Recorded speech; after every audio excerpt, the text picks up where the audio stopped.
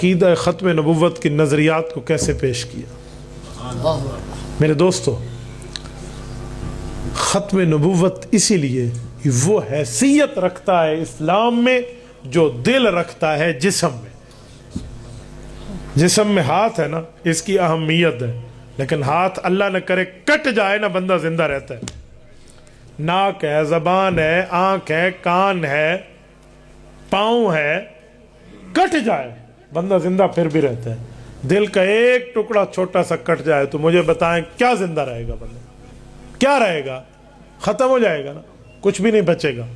تو ایسے ہی ہے، کسی اور عقیدے کا انکار اسلام میں بندے کو رکھتا ہے۔ کوئی چھوٹا موٹا، کوئی دائیں بائیں، کوئی سجے کھبے مسئلہ ہو گیا تو اسلام میں ہے، گمراہی کا فتویٰ ہے، بدعتی کا فتویٰ ہے، کوئی چھوٹا موٹا مسئلہ ہے۔ لیکن عقیدہ ختم نبوت کا انکار بندے کو کفر تک پہنچا دیتا ہے کہ اس کی حیثیت دل جیسی ہے۔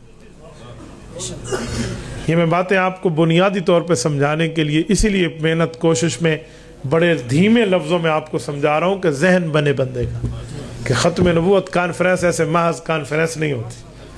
عقیدہ ختم نبوت ایک اسلام کی چوٹی کا نام ہے۔ میرے دوستو تھوڑا آگے چلتے ہیں۔ حضرت ابو ہریرہ رضی اللہ عنہ راوی ہیں، کہتے ہیں اللہ کے رسول صلی اللہ علیہ وسلم نے ہمیں ختم نبوت صرف باتوں میں نہیں مثالوں میں بھی سمجھایا۔ کہ جی وہ کیا؟ کہ رسالت امام علیہ السلام نے ایک بار واقعہ سنایا، مثال دی اور ہمیں ختم نبوت سمجھا دی۔ وہ کیا؟ صحیح بخاری جلد اول کتاب الانبیاء، حضرت ابو ہریرہ رضی اللہ عنہ راوی ہیں جن کا اصل نام عبد الرحمن بن صخر ہے۔ وہ فرماتے ہیں اللہ کے رسول نے فرمایا، آؤ لوگوں میں تمہیں گھر بنانے کی بات سناؤں۔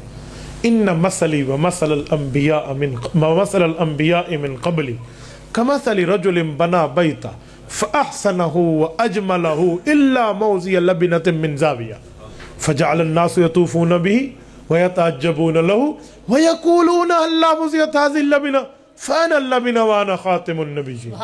یہ ہے وہ حدیث۔ اب میں آپ کو پوری ترتیب سے سمجھاتا ہوں کہ اس حدیث کا مطلب، مراد و مفہوم کیا ہے۔ حضور علیہ السلام نے فرمایا، لوگوں ایک شخص نے گھر بنایا، ہر چیز کی سہولت اس میں رکھی، خوبصورت بنایا، حسین بنایا، محجبین بنایا، دل نشین بنایا، بہترین بنایا، ہر طرف سے واہ واہ کر دیا، لش پش اس نے گھر بنایا۔ کیا برآمدہ، کیا کمرہ، کیا بالکونی، کیا صحن، کیا چمن، ایک ایک چیز بناتا گیا، وہ بنگلہ بنا۔ جب بن گیا تو اب یاروں کے ساتھ تعلق تو تھا نا، دوستی برادری تو تھی نا، فرینڈ شپ تھی۔ سب کو کہا آؤ، کہا جی کہا میں آپ کا کھانا کرتا ہوں، دعوت دیتا ہوں۔ کیا کرو گے دعوت پہ؟ کہا میں نے بڑی محنت کی ہے، میرا ایک مکان بنا ہے اور تم آؤ اس مکان سے کوئی کمی نکال کے دکھاؤ۔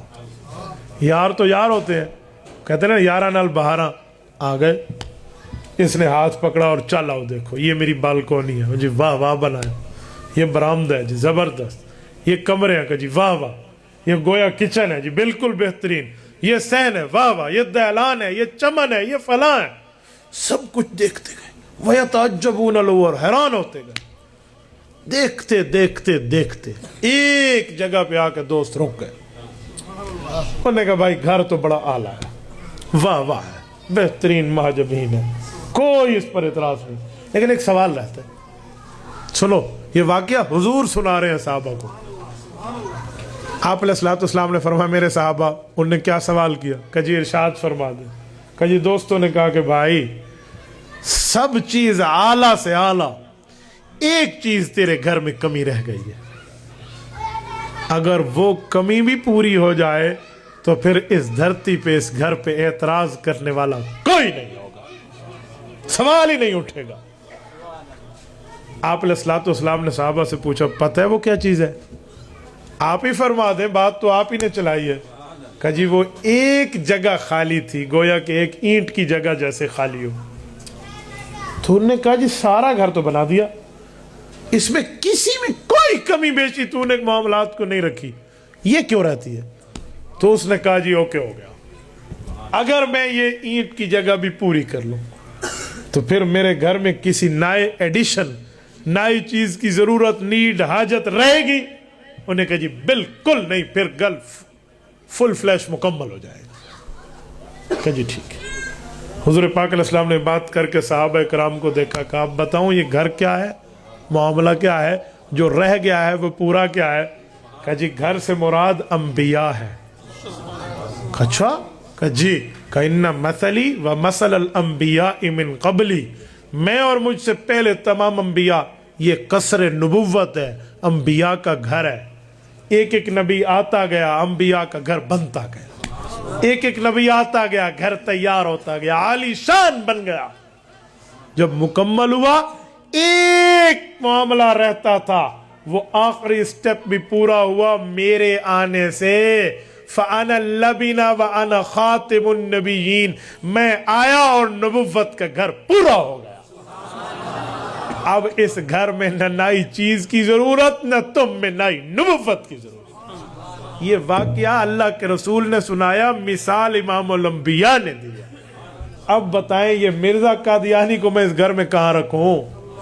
کسی اور نبوت کے معاملات کو ایڈجسٹ کہاں کروں جہاں سب کچھ پورا ہو گیا؟ حضور فرماتے اب نئی کچھ بھی نہیں بچی چیز. یہ صحیح بخاری کی حدیث ہے. مولوی پڑھتا ہے سر پہ دستار فضیلت سجتی ہے، تو پیغمبر علیہ السلام کی صحیح حدیث ہے. حضرت ابو ہریرہ راوی ہیں، ایک ایک موقع پہ رسالت امام علیہ السلام انگلی پکڑ کے ہمیں اس مسئلے پر چلا اور سمجھا رہے ہیں. تو یہ ختم نبوت کا بنیادی عقیدہ اور نظریہ اور اس کی اہمیت.